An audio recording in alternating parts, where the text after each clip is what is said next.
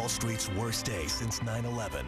The Dow plunging more than 500 points. The S&P down almost 5%. The wreckage unprecedented. We had a sharp sell-off in stocks on Wall Street today. Lehman bankrupt. AIG on the brink. Merrill under new ownership.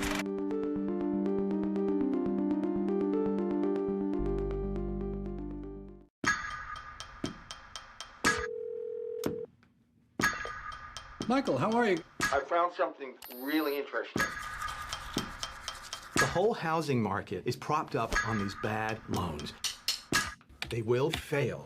The housing market is rock solid. It's a time bomb. So Mike Burry, who gets his hair cut at Supercuts and doesn't wear shoes, knows more than Alan Greenspan. Dr. Mike Burry, yes, he does. All the banks were having a big old party. A few outsiders saw what no one else could.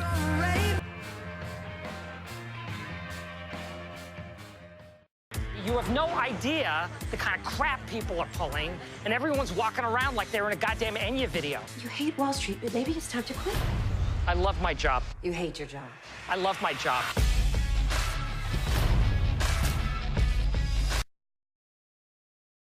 He has so many numbers. Like, I don't know if it's the first one. Just try it.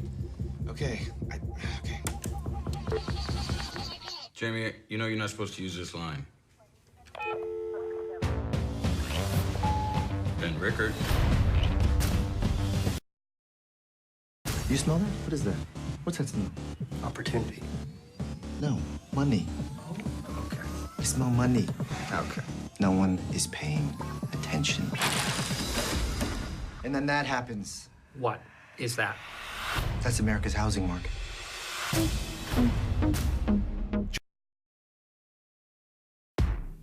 I don't know how to be funny. I don't know how to work people. I just know how to read numbers. The whole housing market is propped up on these bad loans. How do you know the bonds are worthless? I read them. No one reads them.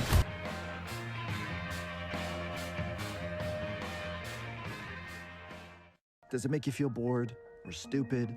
Well, it's supposed to. Wall Street loves to use confusing terms to make you think only they can do what they do. Or even better, for you just to leave them the fuck alone. He won a national math competition in China. He doesn't even speak English. Yeah, I'm sure of the math. Actually, my name's Jiang, and I do speak English. Jared likes to say I don't because he thinks it makes me seem more authentic. And I got second in that national math competition. I get it. I can feel you judging me. That's palpable. This is what we did that no one else thought of. Not even Balmer Berry thought to short the double A's. But we did. Little brown hole capital. Here's world-famous chef Anthony Bourdain to explain. I'm a chef on a Sunday afternoon, setting the night's menu at a big restaurant. I'm trying to explain how some extremely complex financial instruments work. And I'm the right guy for the job. As a close observer of Wall Street and, actually, I have no idea what I'm talking about. I ordered my fish on Friday, which is the mortgage bond that Michael Burry shorted. That is a CDO. People want an authority to tell them how to value things, but they choose this authority not based on facts or results. They choose it because it seems authoritative and familiar, and I'm not and never have been familiar. So I've come to the sullen realization that I must close down the fund. Sincerely, Michael J. Burry, MD.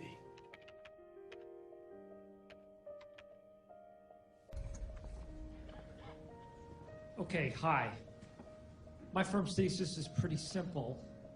Wall Street took a good idea, Louis Ranieri's mortgage bond, and turned it into an atomic bomb of fraud and stupidity that's on its way to decimating the world economy. We live in an era of fraud in America. Not just in banking, but in government, education, religion, food, even baseball.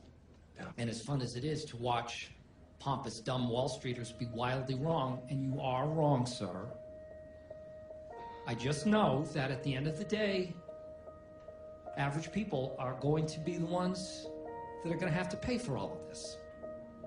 Because they always do.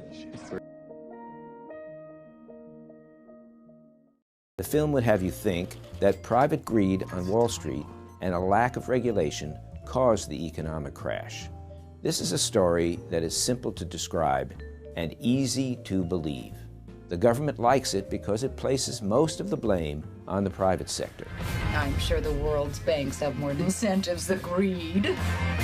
You're wrong. And Hollywood likes it because it is easy to blame human foibles, like greed, as a source of much more complicated problems.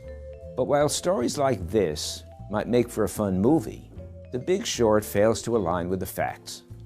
The reality is that government housing policies led to a general deterioration in all mortgage underwriting standards, to the mortgage meltdown of 2007 and 2008, and ultimately to the market crash that we know as the 2008 financial crisis.